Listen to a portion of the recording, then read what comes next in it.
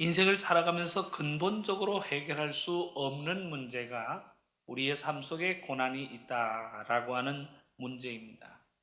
힘들고 어려운 순간을 원하는 인생은 아무도 없습니다. 그럼에도 불구하고 우리의 삶에는 항상 어려움과 고난과 문제의 순간들이 다가오는 그야말로 생로병사의 과정을 거칠 수밖에 없는 것이 우리들의 인생이라고 이야기할 수 있습니다. 우리 인생에 왜 이런 고난과 어려움의 문제가 생기는 것일까요? 우리가 이제까지 생각한 말씀의 내용을 더듬어 생각한다면 우리의 인생은 하나님의 말씀을 떠나 고난과 어려움의 문제가 우리 인생 속에 찾아 들어오게 되었다라고 하는 사실을 우리는 인정하게 됩니다. 선악을 알게 하는 나무의 실과를 먹지 말라 하나님께서 명령하셨음에도 불구하고 하나님의 명령을 어기고 선악을 알게 하는 나무의 실과를 먹습니다. 그로 인하여 아담에게는 수고하고 땀을 흘려야 하는 어려움이 주어지고 있고 하와에게는 해산하는 고통이 더하여지고 있습니다. 뱀에게는 평생 배로 다니며 흙을 먹는다라고 하는 징벌이 그들에게 주어지고 있습니다. 아담과 하와 그리고 뱀에게는 죄를 범하고 하나님의 명령을 따르지 않았다라고 하는 직접적인 원인이 있습니다.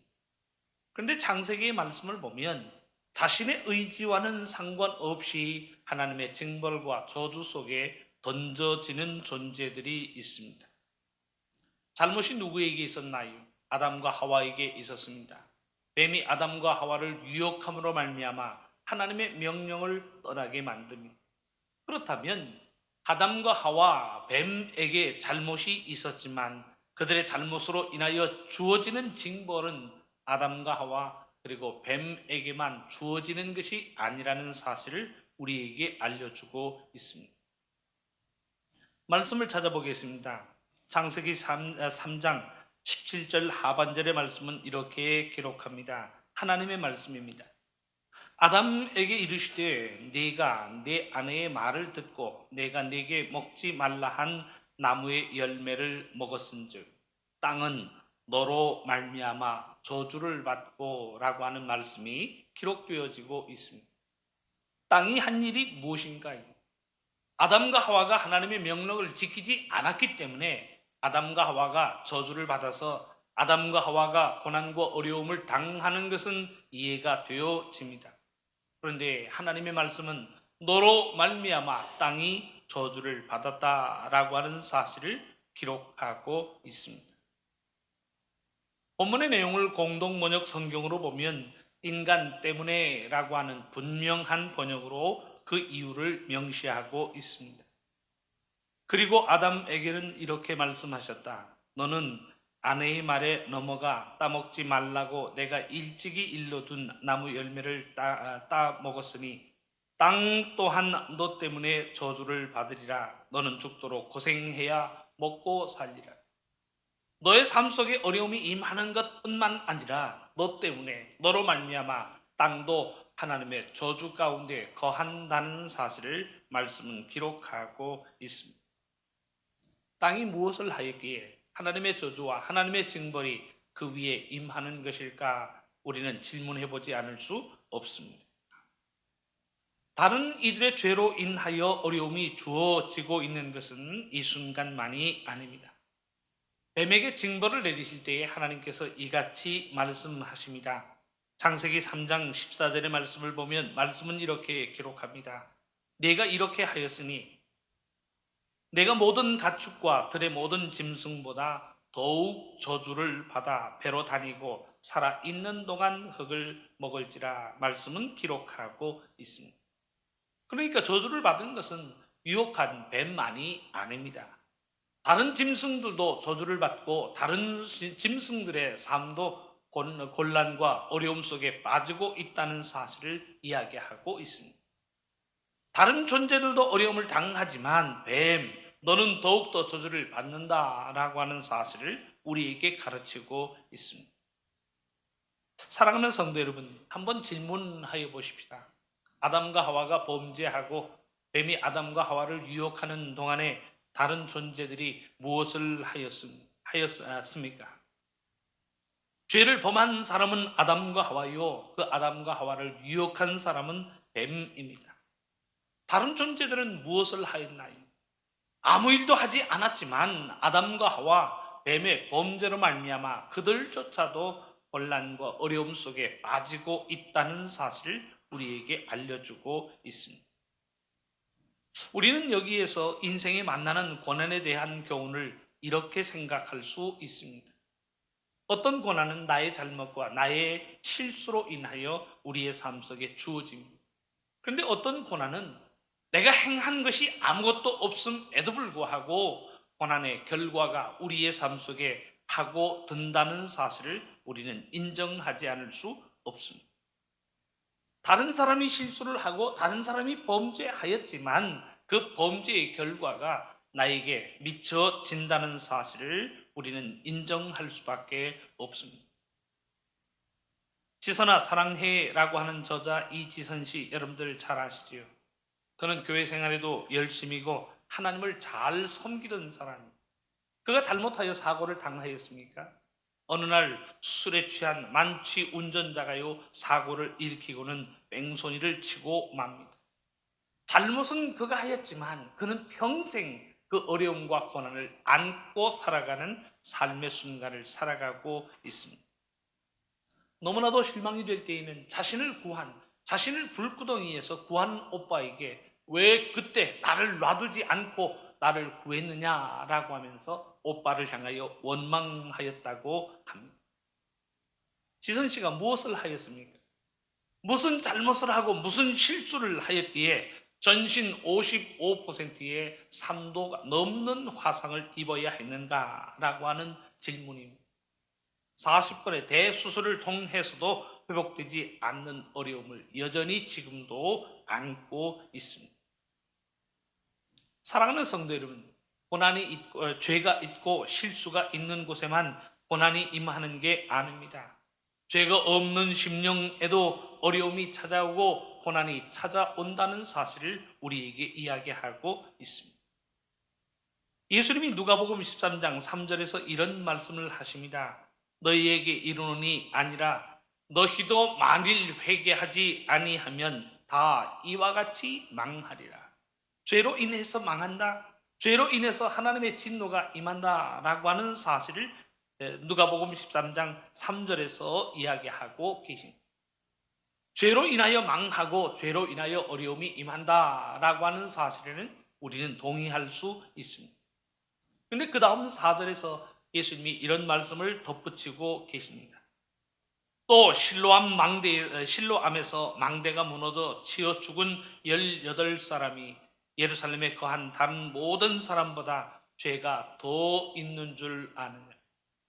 죄가 있어도 고난이 임하지 않는 심령이 있다는, 착하게 살고 정직하게 살아도 그 삶 속에 고난과 어려움이 찾아온다는 사실을 우리에게 가르치고 있습니다.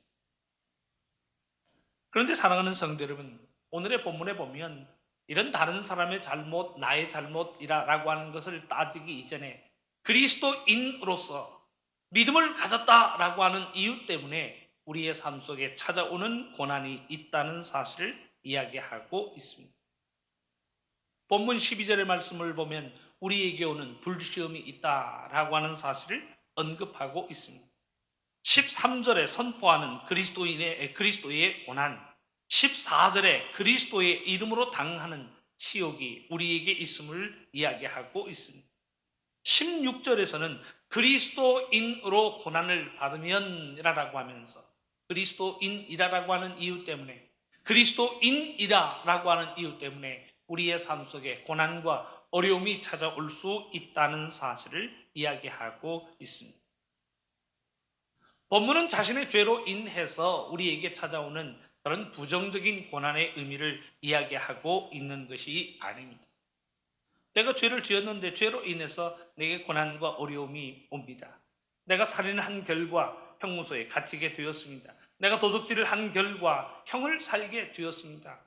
자신의 죄로 인하여 고난이 오고 어려움이 찾아온다라고 하는 사실에는 변명의 여지가 없는 법입니다. 근데 오늘의 본문에서 이야기하는 것은 그리스도의 고난을 이야기하고 있습니다. 그리스도인이라고 하는 이유 때문에 내가 하나님의 말씀으로 살고 그리스도의 사랑을 이루려고 하는 믿음을 가졌기 때문에 우리의 삶 속에 당하는 불시험, 우리의 삶 속에 찾아오는 고난이 있다라고 하는 사실을 이야기하고 있습니다. 믿음의 이유로 당하는 고난과 어려움이 없을까요? 순교라고 하는 것도 믿음의 이유로 당하는 어려움이지요.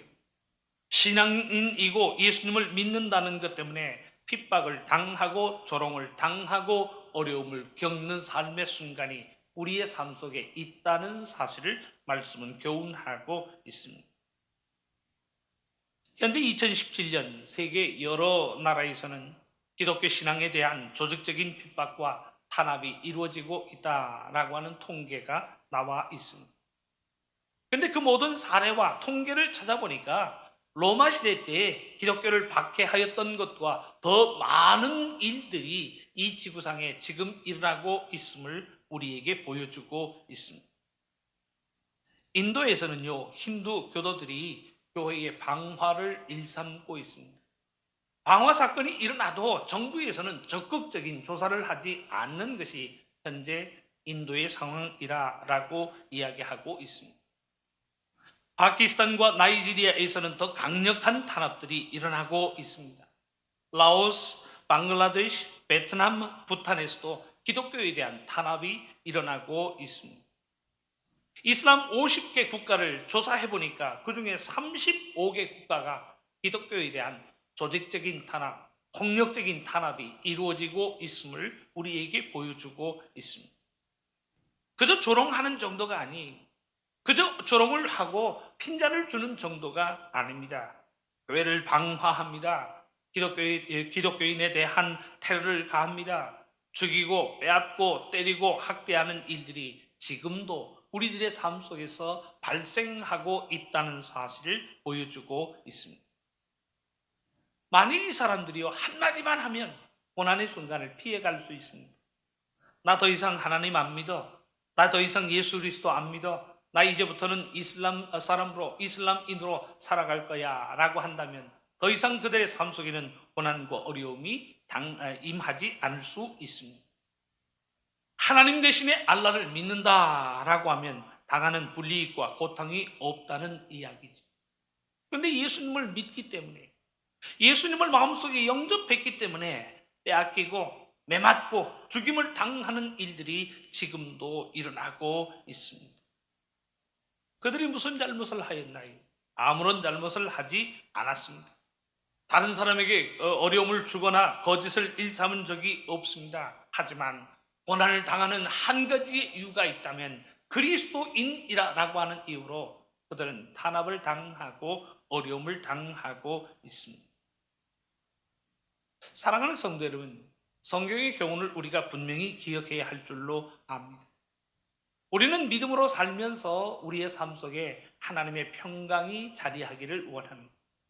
믿음을 가지고 살면서 하나님의 형통함이 우리의 삶 속에 임하여서 그 어떤 문제를 통해서도 괴로움과 고통과 고난이 임하지 않기를 원하며 살아갑니다.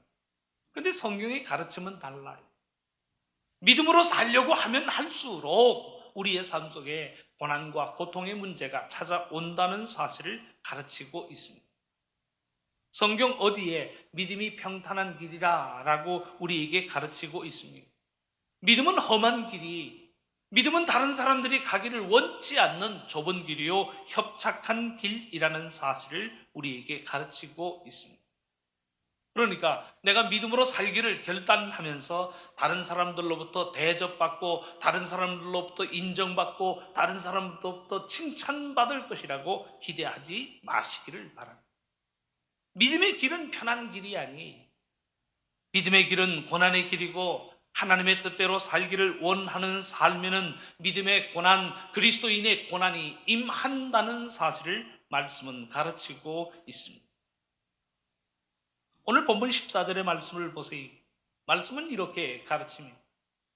너희가 그리스도의 이름으로 치욕을 당하면 복 있는 자로다. 영광의 영, 곧 하나님의 영이 너희 위에 계심이라. 너희가 그리스도의 이름으로 치욕을 당하면 이거 이상한 일이다. 하나님의 말씀은 그렇게 이야기하지 않고 있습니다. 그리스도의 이름으로 치욕을 당하면 복 있는 자로다.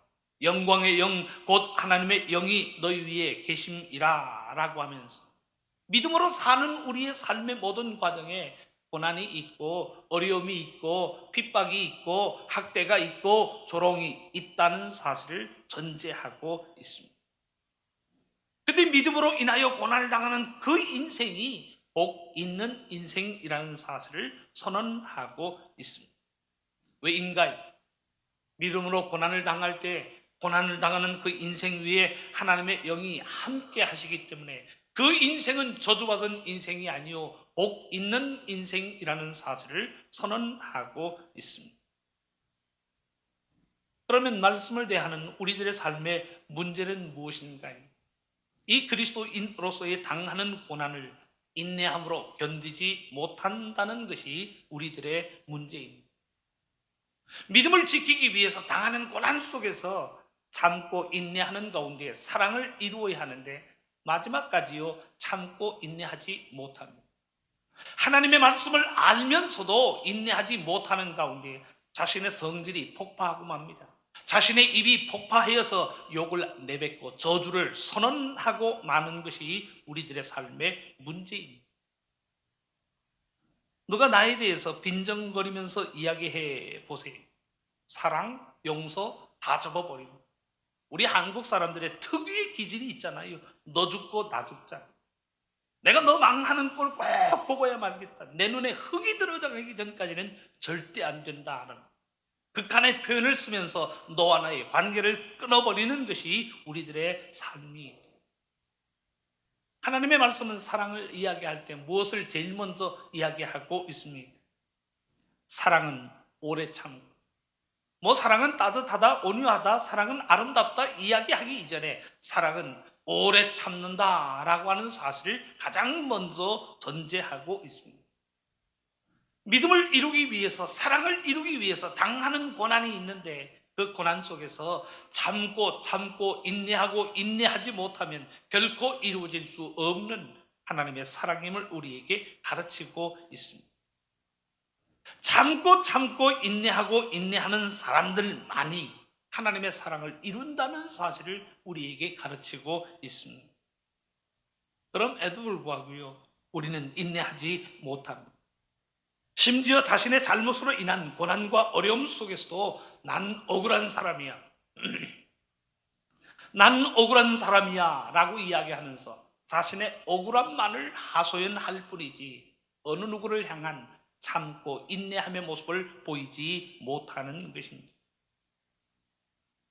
사랑하는 성도 여러분, 십자가에 달리신 우리 예수님의 모습을 한번 생각해 보시기를 바랍니다. 무슨 잘못이 있으셨나요? 이사야의 고백대로 한다면 예수님의 찔림은 우리의 허물 때문이고 예수님의 상하심은 우리의 죄악 때문이라는 사실을 선언하고 있습니다. 그럼에도 불구하고 예수님께서요, 조롱받고 핍박받고 십자가 위에서 달려 죽으시는 순간에 어떤 모습을 우리에게 보이셨습니까? 자신의 억울함을 하소연하셨나요? 마지막 순간까지 조롱하는 사람들을 위해서 분노함의 모습을 보이셨습니까? 십자가 앞에 놓여있는 모든 사람들, 자신을 처형하는 사람들을 향하여 저주하고 분노하고 욕설을 퍼붓는 모습을 우리 예수님은 결코 보이지 않으셨습니다. 믿음으로 그 고난의 모든 과정을 감당하고 계세요. 참고 인내하는 가운데 마지막까지 다 이루었다. 참고 인내하는 가운데 십자가의 사랑을 완성하고 계시는 분이 우리의 예수님이십니다. 그러니 오늘의 본문이 우리에게 교훈합니다. 만일 그리스도인으로 고난을 받으면 부끄러워하지 말고 도리어 그 이름으로 하나님께 영광을 돌리라. 본문 16절의 말씀입니다. 고난을 당할 때 원망하지 말고, 고난을 당할 때 저주하지 말고, 고난을 당할 때 너 그럴 수 있느냐 우리의 혈기를 내지 말고 오히려 하나님께 영광을 돌릴 것을 말씀은 당부하고 있습니다. 사랑하는 성도 여러분, 다시 한번 말씀드립니다. 믿음으로 살려는 모든 과정에는 고난과 어려움이 올 수밖에 없습니다. 내가 믿음으로 살기를 원하면서 고난과 어려움을 원치 않는다면 하나님의 말씀과 상반되는 길을 걸어가고 있는 것이, 믿음을 지키고 하나님의 사랑을 이루려 하면 자기의 모든 속을 다 빼놓아야 할 만큼 고난과 어려움이 우리의 삶 속에 찾아옵니다. 그런데 그 고난과 어려움 속에서 감사함을 고백하면서 인내함으로 견디는 우리들의 삶이 될 수 있기를 바랍니다. 말씀으로 살고 사랑을 이루며 사는 과정은요, 결코 쉽지 않습니다. 인내함으로 걸어야만 하는 길이 믿음의 길이요, 그리스도의 길이라는 사실을 말씀은 가르치고 있습니다. 우리가 그리스도의 고난을 당하면서도 원망하거나 분노를 품지 말아야 할 원인이 본문에는 나타나고 있습니다. 19절의 말씀은 이렇게 기록합니다. 그러므로 하나님의 뜻대로, 우리의 삶 속에 고난과 어려움이 임하는 것을 하나님이 모르신다는 이야기가 아니죠. 하나님의 허락 없이 우리의 삶 속에 고난과 어려움이 임하고 있다는 사실이 아니에요. 욥의 삶 속에 고난과 어려움이 임할 때에 하나님이 모르셨나요? 하나님이 동의하지 않으셨습니까? 하나님이 아셨고 하나님이 허락하셨습니다. 그러니 오늘의 본문도 하나님의 뜻대로 우리의 삶 속에 고난이 임한다는 사실을 말씀은 가르치고 있습니다.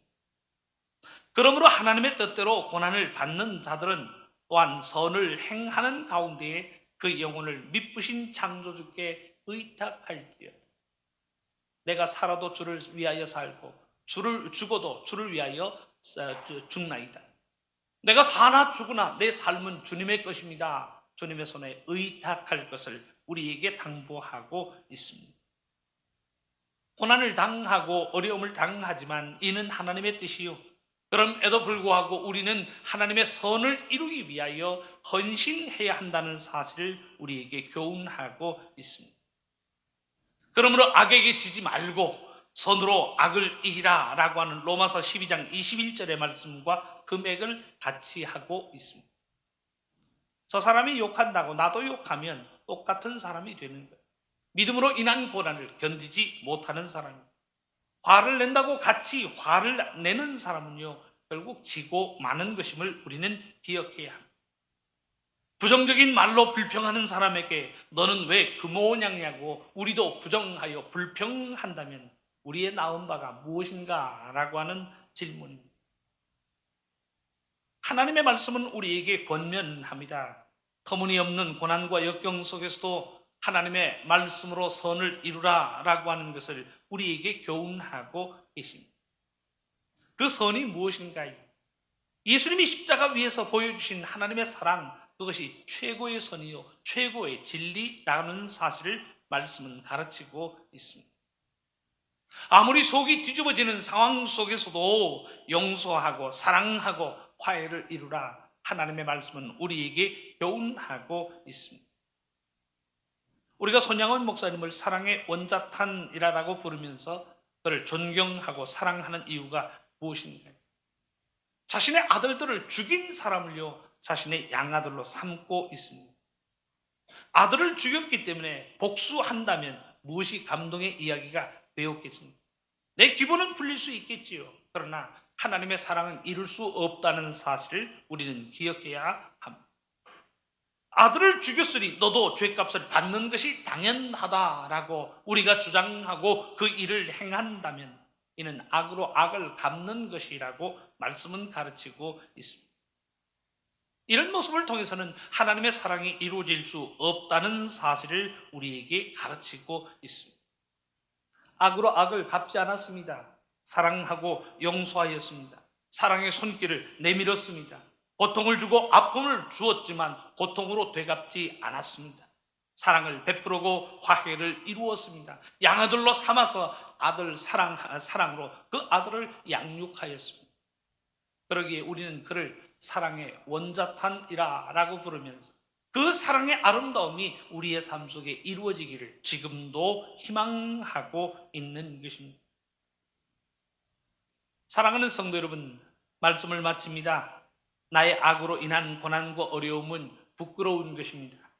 나의 악과 잘못으로 인한 고난과 어려움은 우리들이 결코 행하지 말아야 할 삶의 결과라는 사실을 말씀은 이야기하고 있습니다. 때로는 다른 사람의 잘못과 다른 사람의 실수로 인하여 내게 고난이 있을 수 있는 것도 현실입니다. 이런 일들이 우리의 삶 속에 일어나지 않기를 원하지만 피할 수 없는 것이 우리의 삶의 현실입니다. 그런데 오늘의 본문이 이야기하는 것은 믿음을 지키기 위한 고난, 하나님의 사랑을 이루기 위한 고난이 우리의 삶 속에 있어야 함을 말씀은 가르치고 있습니다. 말씀대로 살기 위하여 당하는 고난이 우리의 삶 속에 있기를 바랍니다.